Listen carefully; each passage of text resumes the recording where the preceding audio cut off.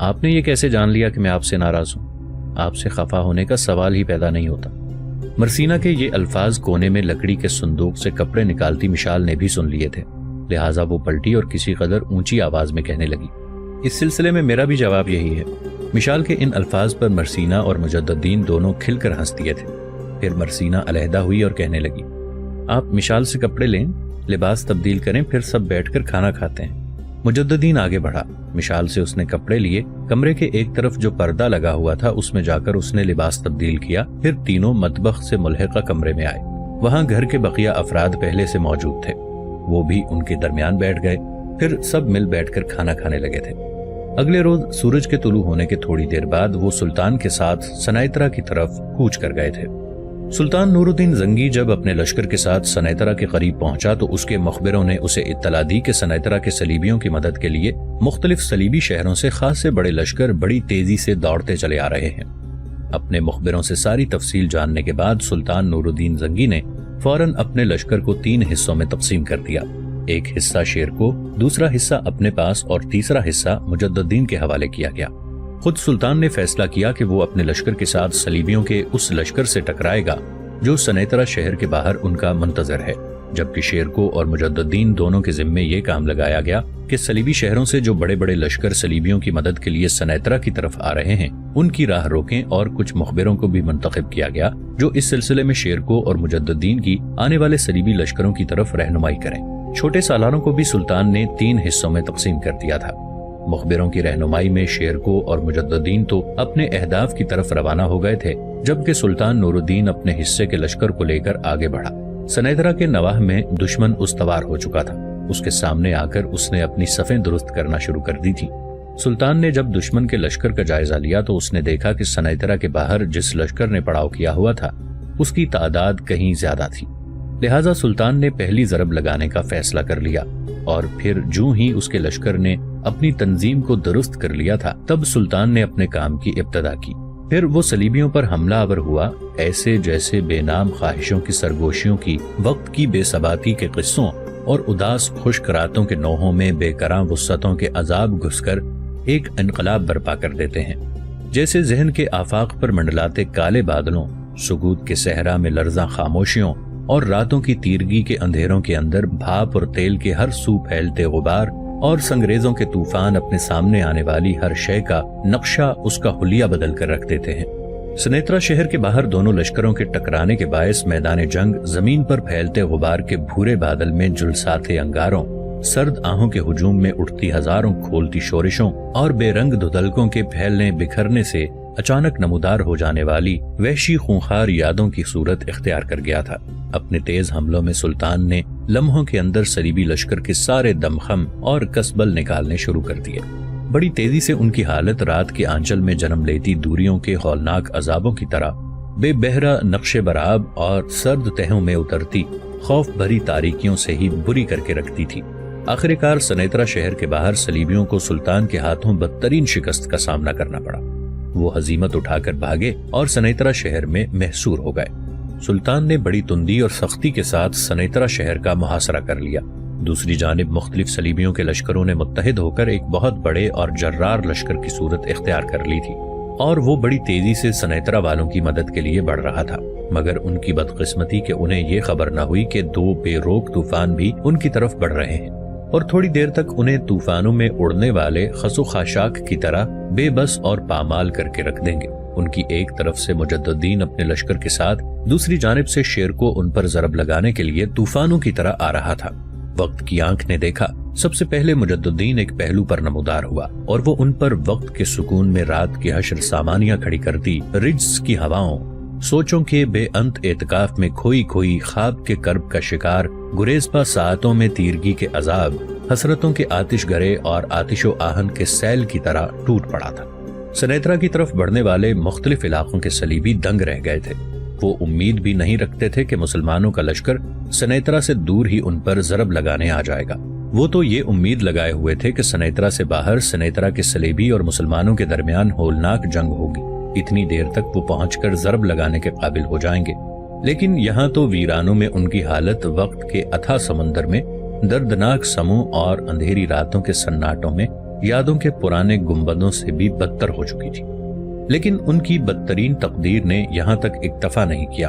ابھی وہ مجددین کے حملے کے سامنے ہی کلبلا رہے تھے کہ دوسری طرف سے شیر کو اپنے لشکر کے ساتھ نمودار ہوا اور تکبیریں بلند کرتا ہوا وہ ان پر فضاؤں کی نبض کو برہم کرتی گرم شعلہ نگاہ برق، خونی انگڑائیاں، ارمانوں کا ہیجان، موت کے پیغامات، آہ و فغاں کے ہنگامے کھڑے کرتے، جھوم کر اٹھنے والے طوفانوں اور انگڑائیاں لیتے آتشی سیل کی طرح حملہ آور ہو رہا تھا۔ مجددین کی طرح شیرکوہ نے بھی ان کی حالت خون کی لہروں میں گرد سے اٹے پلکوں اور نہ دھو پائے چہروں سے بھی زیادہ کربناک کر کے رکھتی تھی۔ کھلے میدانوں میں شیرکوہ اور مجددین کے ہاتھوں صلیبیوں کے اس متحدہ لشکر کو بدترین شکست ہوئی اور وہ شکست اٹھا کر ادھر ادھر بھاگ کھڑے ہوئے۔ ان میں سے کافی بڑی تعداد نے بھاگ کر سنیطرہ کا رخ کیا۔ ان کا خیال تھا کہ سنیطرہ کے صلیبیوں سے مل جائیں گے اور ان کی طاقت اور قوت میں اضافہ کریں گے، لیکن ان کی بدقسمتی کہ جب وہ سنیطرہ شہر کے قریب پہنچے تو انہوں نے دیکھا کہ سلطان نور الدین زنگی شہر کو فتح کر چکا تھا اور شہر کے دروازوں پر سلطان نور الدین زنگی کے علم لہرا رہے تھے۔ یہ صورتحال صلیبیوں کے لیے انتہائی حوصلہ شکن تھی، لہٰذا اپنی جانیں بچانے کے لیے وہ سب اپنے اپنے ٹھکانوں کی طرف بھاگ گئے۔ دراصل شہر کے باہر سنیطرہ کے صلیبیوں کو شکست دینے کے بعد سلطان نور الدین زنگی نے بڑی شدت کے ساتھ شہر کا محاصرہ کیا تھا اور شہر کو وہ فتح کرنے میں کامیاب ہو گیا تھا۔ دوسری طرف سنیطرہ کے نواح میں صلیبی لشکر کو بدترین شکست دینے کے بعد شیرکوہ اور مجددین سلطان سے آ ملے تھے۔ سلطان نے چند روز تک سنیطرہ میں قیام کر کے شہر کا نظم و نسق درست کیا، وہاں اپنا والی مقرر کیا۔ اس کے بعد وہ دمشق کی طرف چلا گیا۔ جن دنوں مجددین، شمس الدین اور خلتخ تینوں سلطان کے ساتھ سنیطرہ کی مہم میں شامل تھے، ان کی غیر موجودگی میں بوڑھا سمرون بیمار ہو گیا تھا۔ جنگ سے فارغ ہونے کے بعد جب وہ گھر پہنچے تو سمرون انتہا درجے کا لاغر ہو چکا تھا اور علالت پوری طرح اسے اپنی گرفت میں لے چکی تھی۔ مجددین، شمس الدین اور خلتخ تینوں نے بڑی بھاگ دوڑ کی، بہترین طبیبوں سے اس کا علاج شروع کروایا، لیکن سمرون کو کوئی آرام نہ آیا، اس لیے کہ اس کی بیماری دن بدن بڑھتی گئی۔ سمرون اس قدر لاغر اور کمزور ہو گیا کہ بڑی مشکل سے مطلب کی گفتگو کرتا تھا۔ ایک روز مجددین، شمس الدین اور خلتخ، ابدہ، زہران، ازبل، مرسینہ، مشال، ابیرہ، جمارہ سب بیمار اور علیل سمرون کی چارپائی کے ارد گرد بیٹھے ہوئے تھے کہ مجددین کی طرف دیکھتے ہوئے ابدہ بول پڑی، مجددین میرے بیٹے، تمہاری غیر موجودگی میں مرسینہ اور مشال دونوں پوچھ رہی تھیں کہ یہاں دمشق میں ہمارا قیام عارضی ہے یا دائمی۔ مجددین نے ایک گہری نگاہ باری باری مرسینہ اور مشال پر ڈالی اور کہنے لگا، اماں ابھی حالات کا کچھ پتہ نہیں، فی الحال تو ہمیں یہیں قیام کرنا ہے، اس لیے کہ سلطان اب زیادہ وقت دمشق میں ہی قیام رکھتے ہیں، کبھی کبھی حلب کی طرف جاتے ہیں، اس لیے ہمارا دمشق میں رہنا ضروری ہے۔ یہاں تک کہنے کے بعد مجددین رکا اور اپنی ماں کی طرف دیکھتے ہوئے کہنے لگا، اماں آپ یہ بھی کہنا چاہیں گی کہ حلب کی حویلی کا ہم کیا کریں گے؟ ابدہ مسکرائی اور کہنے لگی، تم ٹھیک کہتے ہو میرے بیٹے، میرے دل میں یہ سوال ضرور اٹھتے ہیں کہ ہماری حویلی اس طرح خالی پڑی رہی تو ویران کھنڈر ہو کر رہ جائے گی، کوئی اس کی دیکھ بھال کرنے والا بھی نہیں ہے۔ جواب میں مجددین نے کچھ سوچا، پھر کہنے لگا، اماں آپ کو فکر مند ہونے کی کوئی ضرورت نہیں ہے، چند ہفتے اور ٹھہر جائیں، اگر یہ بات پکی ہو گئی کہ ہم نے مستقل طور پر دمشق میں قیام رکھنا ہے تو پھر وہ حویلی کسی کو رہنے کے لیے دے دیں گے جو اس کی دیکھ بھال بھی کرے گا اور اپنی رہائش بھی رکھ لے گا۔ بہرحال اس سلسلے میں آپ کو فکر مند ہونے کی ضرورت نہیں، اس لیے کہ یہاں تک کہتے کہتے مجددین کو خاموش ہو جانا پڑا، اس لیے کہ کراہتے کراہتے ہاتھ کے اشارے سے سمرون نے مجددین کو اپنے قریب بلایا۔ سمرون کی اس حرکت پر مرسینہ، جمارہ، مشال، ابیرہ اور دیگر سب لوگ پریشان ہو گئے تھے، سب اس کے نزدیک ہو کر کھڑے ہو گئے تھے۔ مجددین آگے بڑھا اور سمرون کا ہاتھ اپنے ہاتھ میں لیا، تب بڑی مشکل سے ہکلاتی ہوئی آواز میں اور انتہائی مدھم لہجے میں مجددین کو مخاطب کیا، مجددین میرے بیٹے، سب سے پہلے میں تیرا شکریہ ادا کرتا ہوں کہ تو نے ہمیں حلب لے جا کر بہترین سکونت مہیا کی، بلکہ ہم میاں بیوی کے علاوہ ہماری بیٹی جمارہ کی خوشیوں کا بھی اہتمام کیا۔ بیٹے، یہ دنیا وقت کے بغولوں کے رقص میں، نادیدہ ریت کی پیاس کے طے شدہ موسموں، جھکڑوں میں زوال اور انحطاط کی لہروں سے بھی بدتر ہے، کہیں رات کے بھاری کواڑوں پر دستک دیتے بے صدا عکس جیسی ہے، کہیں یہ صداؤں کے خلاؤں میں آنے والے موسموں کی نوحہ گری جیسی ہے۔ زندگی وقت کے کالے بھاگتے لمحوں میں نیستی کے خوف اور بے بسی کے زہر جیسی بھی ہے۔ یہاں کسی کے لیے خوشیاں آہوں میں بدلتی ہیں، کہیں ستم کی آگ کا ایندھن مہیا ہوتا ہے، کہیں تعمیروں کے گلدانوں میں خار بو جاتے ہیں، کہیں کھلیانوں میں قحط کے ڈھیر لگتے ہیں، کہیں نشیمنوں پر بجلیاں گرتی ہیں، بس یہ کارواں رواں دواں ہے۔ بیٹے یہ حیات ایک رات کے سونے سنسار سے زیادہ اہمیت نہیں رکھتی، اس میں چاروں طرف لہو لہو اضطراب، خون خون پیچ و تاب، نفرت کے حقداروں کے کوہرام کی گہنی خونخاری میں ذہنوں کا کھلے عام نیلام ہوتا ہے، زبان کے تیر تذلیل کا باعث بن جاتے ہیں۔ بیٹے میں ہزاروں ابھرتے طوفانوں سے گزر کر سلگتی نظروں کی آنچ کی طرح تقدیر کو مسلسل تلاش کرتے ہوئے زندگی گزار چکا ہوں۔ میرے بچنے کی کوئی امید نہیں، میں لمحوں کا مہمان ہوں۔ جو بات میں تم سے کہنا چاہتا تھا وہ یہ کہ میں اپنی زندگی میں کبھی ازبل اور جمارہ کو خواہشوں کی پیاس، دکھ کی ساعتوں، نفرت کی کراہتوں کا شکار نہیں ہونے دیا۔ بیٹے میری تم سے خصوصیت کے ساتھ اور باقی سب سے عمومیت کے ساتھ یہ التجا ہے کہ میرے بعد ان دونوں ماں بیٹی کا خیال رکھنا۔ شاید قضا کا قاصد مجھے حلب سے یہاں دمشق میں لے آیا ہے، شاید مجھے مر کر یہیں دفن ہونا تھا۔ ایک بار پھر آپ سب لوگوں کا ممنون اور شکر گزار ہوں کہ اس سے آگے سمرون کچھ نہ کہہ سکا۔ اس کی آواز دب گئی، چند ہچکیاں لیں، پھر اس کی گردن ڈھلک گئی۔ وہ ختم ہو چکا تھا۔ اس کے مرنے پر ازبل، جمارہ، مرسینہ، مشال اس سے لپٹ لپٹ کر رو رہی تھیں۔ ابدا اور زہران بیچاری بھی ہچکیاں اور سسکیاں لے کر رو رہی تھیں۔ شمس الدین اور مجد الدین غمناک آنکھوں کے ساتھ اداس بیٹھے ہوئے تھے۔ اسی روز سمرون کو دمشق میں دفن کر دیا گیا تھا۔ کوئی ایک ہفتہ بعد جب کہ سب اکٹھے بیٹھ کر ایک روز مغرب کے بعد کھانا کھا رہے تھے کہ دروازے پر دستک ہوئی۔ اس پر چونکتے ہوئے مجد الدین کہنے لگا، اس وقت کس نے دستک دی ہے؟ شمس الدین اٹھ کھڑا ہوا اور کہنے لگا، بھائی فکر مند نہ ہو، میں دیکھتا ہوں کون ہے دروازے پر۔ وہ صدر دروازے تک گیا۔ وہاں ایک مسلح جوان شمس الدین کو دیکھتے ہی کہنے لگا کہ امیر مجد الدین کو سلطان نے فی الفور مستقر میں بلایا ہے۔ شیرکوہ بھی وہیں ہیں، دونوں بڑی بے چینی سے امیر کا انتظار کر رہے ہیں۔ کوئی انتہائی اہم معاملہ درپیش ہے۔ اس پر شمس الدین نے اس کا شانہ تھپتھپایا اور کہنے لگا، جاؤ، امیر کھانا کھا رہے ہیں، وہ تمہارے پیچھے پیچھے مستقر کی طرف آ رہے ہیں۔ اس کے ساتھ ہی وہ مسلح جوان چلا گیا، جبکہ شمس الدین دروازہ بند کر کے لوٹا۔ جب وہ اس نشست کی طرف گیا جہاں سے اٹھ کر صدر دروازے کی طرف گیا تھا تو مجد الدین نے اسے مخاطب کیا۔ کون تھا؟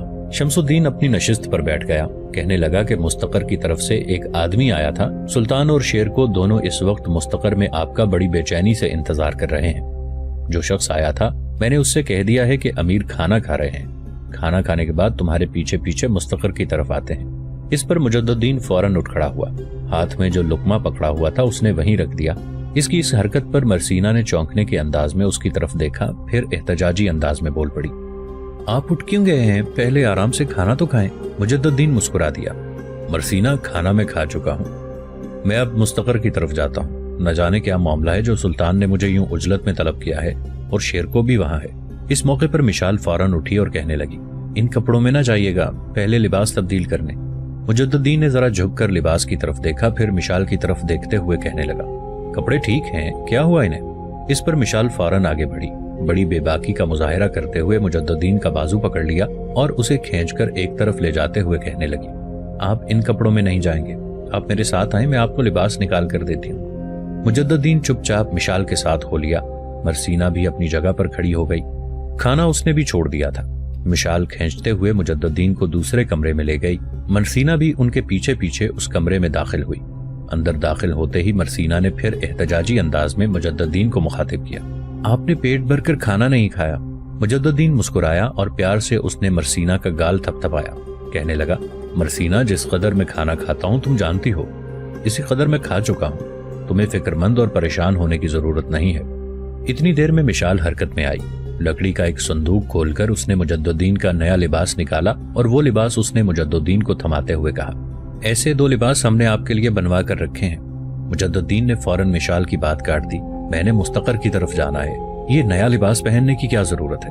اس بار مشال کی بجائے مرسینہ نے زور دیتے ہوئے کہا، اس کی ضرورت ہے اور آپ یہی لباس پہن کر جائیں گے، اور مشال ٹھیک کہہ رہی ہے۔ مجد الدین مسکراتے ہوئے کہنے لگا، اب تم 2 ایک طرف ہو اور میں ایک طرف اکیلا، اکیلے کا 2 کے مقابلے میں کیا بس چلے گا؟ جو کچھ تم کہتی ہو یہ تو مجھے کرنا ہی پڑے گا۔ مجد الدین کے ان الفاظ پر دونوں نے قہقہا لگایا۔ پھر مجد الدین پردے کے پیچھے گیا، لباس تبدیل کر کے آیا۔ وہ تینوں اس کمرے میں گئے جہاں سب کھانا کھا کر فارغ ہو چکے تھے۔ پھر مجد الدین حویلی سے نکل گیا تھا۔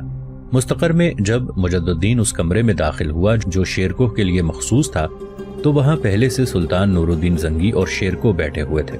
جو ہی مجد الدین اندر داخل ہوا، ہاتھ کے اشارے سے سلطان نے اسے بیٹھنے کے لیے کہا۔ مجددین جب بیٹھ گیا تب سلطان نے گفتگو کا آغاز کیا۔ مجددین، تمہیں اس وقت اس لیے بلایا ہے کہ شیر کو مصر کے متعلق گفتگو کرنا چاہتا ہے۔ دیکھو، مصر اس وقت ہمارے لیے ایک انتہائی اہم اور نازک موضوع بنا ہوا ہے۔ صلیبی بار بار اس کی کمزوریوں سے فائدہ اٹھانے کی کوشش کر رہے ہیں۔ یہاں تک کہنے کے بعد سلطان نور الدین زنگی رکا، پھر دوبارہ کہہ رہا تھا، جہاں تک بیٹے مصر کی سرزمین کا تعلق ہے تو صلیبی تو پہلے ہی اس کے اندر رونما ہونے والی کمزوری کا اندازہ لگا چکے ہیں۔ شیرکو اور صلاح الدین دونوں چچا بھتیجا بھی مصر کی صورتحال کو دیکھ آئے ہیں۔ شیرکو کا کہنا ہے کہ اب مصر میں اتنی طاقت اور قوت نہیں رہی کہ وہ اپنی آزاد حیثیت کو برقرار رکھ سکے۔ جو صورتحال ہمارے سامنے ہے، اگر ہم نے مصر کے لوگوں کو ان کی اسی صورتحال پر چھوڑ دیا تو یاد رکھنا ان کی حیثیت صلیبیوں کے رحم و کرم پر رہ جائے گی، اور ایک نہ ایک روز صلیبی مصر پر قبضہ کر لیں گے، اس لیے کہ وہ پہلے ہی مصر کی طرف حریص نگاہوں سے دیکھ رہے ہیں۔ سلطان جب خاموش ہوا تو گفتگو کو آگے بڑھاتے ہوئے شیر کو بول اٹھا، میرا اپنا اندازہ ہے کہ مصر کی سرزمین صلیبیوں سے صرف اسی صورت میں بچ سکتی ہے کہ ہم خود آگے بڑھ کر خود مصر پر قبضہ کر لیں۔ مجددین میرے بھائی، تم بھی جانتے ہو اور سلطان بھی کئی بار واضح کر چکے ہیں کہ ہماری ساری جنگوں کا نقطہ نظر یروشلم، فلسطین اور شام کے ان سارے علاقوں کو واپس لینا ہے جو نصرانیوں نے گزشتہ صلیبی جنگوں میں زبردستی مسلمانوں سے چھین لیے تھے۔ اور اگر ان دنوں خدا نخواستہ یروشلم کے بادشاہ آموری مصر کے خلاف لشکر کشی کرتے ہوئے مصر پر بھی قبضہ کر گیا اور وہاں اپنے اقتدار کو مستحکم کرنے میں کامیاب ہو گیا تو یاد رکھیے گا، یروشلم اور فلسطین کے دیگر علاقے تو پہلے ہی ان کی گرفت میں ہیں، پھر ہم ان کی طرف دیکھ بھی نہیں سکیں گے، بلکہ جب ان کا مصر پر قبضہ ہو گیا تو مصر کے گرد و نواح اور ہمسائے میں جو مسلمانوں کے بڑے بڑے شہر ہیں ان کا وجود بھی خطرے میں پڑ جائے گا۔ اسی بنا پر تمہاری آمد سے پہلے میں اس موضوع پر سلطان سے بات کر رہا تھا، اور سلطان سے میں گزارش کر چکا ہوں کہ ایک بار پھر مجھے مصر کی طرف جانے کی اجازت دی جائے۔ مصر پر ہماری گرفت ہونا انتہائی ضروری ہے اور اہم ہے، اور اگر ہم ایسا نہیں کریں گے تو میرا دل کہتا ہے ہماری اس سستی سے فائدہ اٹھاتے ہوئے ایک نہ ایک دن یروشلم کا بادشاہ آموری مصر پر قبضہ کر لے گا، اور جب ایسا ہوا تو شام سے مصر کی طرف جانے والے سارے راستے مسلمانوں کے لیے غیر محفوظ ہو جائیں گے، اور پھر مصر میں اپنی طاقت کو مضبوط اور مستحکم کرنے کے بعد آموری اندھی ترکتاز کا طریقہ کار اختیار کرتے ہوئے مسلمانوں کے دیگر شہروں کے خلاف بھی الغار کی ابتدا کر دے گا، اور ایسا ہوا تو میں سمجھتا ہوں یہ مسلمانوں کے لیے انتہا درجے کی بدبختی اور بدقسمتی کا معاملہ ہوگا۔ شیر کو جب خاموش ہوا تو مجددین بول پڑا، شیر کو میرے بھائی، میں تمہاری اس تجویز سے مکمل طور پر اتفاق کرتا ہوں۔ میں تمہارے ان جذبات کو بھی سلام کرتا ہوں جو مصر کے متعلق تم رکھتے ہو۔ میں اس بات سے بھی اتفاق کرتا ہوں کہ اگر مصر پر صلیبیوں کا قبضہ ہوتا ہے تو چاروں طرف مسلمانوں کے لیے دشواریاں اٹھ کھڑی ہوں گی۔ میرے ذہن میں بھی ایک تجویز ہے جس کا اظہار میں آپ دونوں سے کرنا چاہتا ہوں۔ سلطان نے غور سے مجددین کی طرف دیکھا، پھر پوچھا کہ مجددین کیسی تجویز؟ مجددین نے کچھ سوچا، پھر کہنے لگا، سلطان محترم، میں سوچ رہا تھا کہ آپ سے گزارش کروں گا کہ ہمیں صلیبیوں کے 2 شہروں کی طرف متوجہ ہونا چاہیے۔ ایک حصن القراہ، سلطان محترم، حصن القراہ سے ہم ایک بار پسپا ہونے پر مجبور ہو چکے ہیں، اور میں حصن الاقراہ کے صلیبیوں کو سبق سکھانا چاہتا ہوں کہ اگر وقتی طور پر ایک موقع پر ہم وہاں سے پسپا ہوئے تھے تو ہم میں اتنی جرت اور ہمت ہے کہ ہم حصن القراہ کو فتح کر لیں۔ سلطان محترم، میرے دل میں اس وقت جو سب سے بڑی تمنا اور خواہش ہے وہ یہ کہ حصن الاقراہ پر ایسی ضرب لگائی جائے کہ اپنے پہلے ہی حملے میں صلیبیوں کو اپنے سامنے گھٹنے ٹیکنے پر مجبور کر دیا جائے اور حصن القراہ پر قبضہ کیا جائے۔ سلطان محترم، جہاں تک صلیبیوں کے مسکن حوین کا تعلق ہے تو یہاں مقامی صلیبیوں کے علاوہ لگ بھگ 20,000 فرانسیسی نائٹ ہیں جن کے متعلق کہا جاتا ہے کہ وہ جنگ کا وسیع تجربہ رکھتے ہیں اور ناقابل تسخیر ہیں۔ میں چاہتا ہوں پہلے حصن الاقراہ پر ضرب لگائی جائے، پھر حوین کا رخ کیا جائے، اور وہ جو فرانسیسی نائٹ ہیں جن کے متعلق تصور کیا جاتا ہے کہ وہ ناقابل تسخیر ہیں، ذرا ان کا بھی دم خم دیکھا جائے۔ میں چاہتا ہوں حوین پر ایسی ضرب لگائیں کہ ناقابل تسخیر سمجھے جانے والے فرانسیسی نائٹ ہمارے سامنے گردن جھکائے ہاتھ جوڑنے پر مجبور ہو جائیں۔ مجددین جب خاموش ہوا تو شیر کو توصیفی انداز میں اس کی طرف دیکھ کر کہنے لگا، مجددین میرے بھائی، میں تمہارے جذبوں، تمہارے ارادوں کی قدر کرتا ہوں اور سلام پیش کرتا ہوں۔ حصن الاقراہ اور جوین واقعی 2 ایسے مقامات ہیں جن پر ہمیں ضرب لگانی چاہیے، اور یہ کہ شیرکو کو خاموش ہو جانا پڑا اس لیے کہ ان دونوں کی طرف دیکھ کر سلطان نور الدین زنگی بول پڑا، میرے دونوں عزیزوں، مجھے تم دونوں کی ذات پر فخر ہے۔ تم دونوں نے جو گفتگو کی ہے اس سے میرے حوصلوں، میرے ولولوں میں نئی توانائی ابھرتی ہے۔ میں جانتا ہوں تم دونوں شعلہ زن ظلمتوں میں خیر کی آوازوں کا سیل، بربادی کے بھنور اور تباہی کے گھنے سناٹوں میں صداقتوں کی اڑتی آندھیوں کی طرح نمودار ہونے کی ہمت اور جرت رکھتے ہو۔ یہاں تک کہنے کے بعد سلطان نور الدین زنگی ذرا رکا، پھر سلسلہ کلام جاری رکھتے ہوئے وہ کہہ رہا تھا، اللہ نے چاہا تو ہم مصر کی سرزمین کو وقت کے بدترین کھردرے ہاتھوں میں نہ جانے دیں گے۔